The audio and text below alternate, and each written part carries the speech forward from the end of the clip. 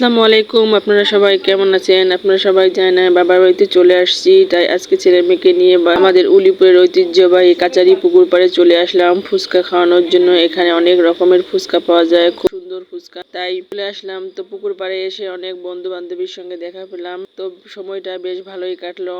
অনেক সুন্দর সুন্দর মুহূর্তগুলো আমি ভিডিও করেছিলাম, কিন্তু ভিডিওটা কেন জানি খুঁজে পাচ্ছি না। ভিডিওটা আমার হারিয়ে গেছে, তাই খুব মন খারাপ। তাই এই ভিডিওটাই আপনাদের সঙ্গে শেয়ার করলাম। পুকুরটা অন্ধকারে ভিডিও করছি, কিন্তু বোঝা যাচ্ছে না, শুধু লাইটগুলো বোঝা যাচ্ছে। তো আরেকদিন আমি দিনের বেলায় গিয়ে পুকুরটা পুরো ভিডিও করে আপনাদেরকে দেখাবো।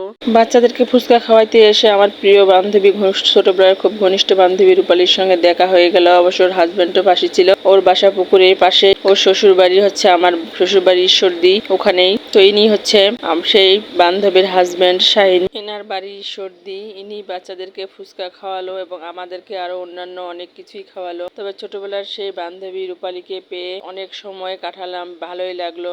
অবশ্য ওর হাজবেন্ডও আমাদের সঙ্গে সেই বন্ধুর মতোই মিশে। তো এটাই হচ্ছে সেই ফুচকার দোকান। ওর রূপালীর ছেলেও আছে। এই হলো আমার বান্ধবী রূপালী। আমার সেই প্রিয় বান্ধবী রূপালীকে আরেকদিন আমার ব্লগে আপনাদের সামনে নিয়ে আসব। আজ অনেক রাত হয়ে গেছে। নেক্সট ভিডিওতে বান্ধবীকে নিয়ে হাজির হব। তো আপনারা সবাই ভালো থাকেন, সুস্থ থাকেন। শুভরাত্রি।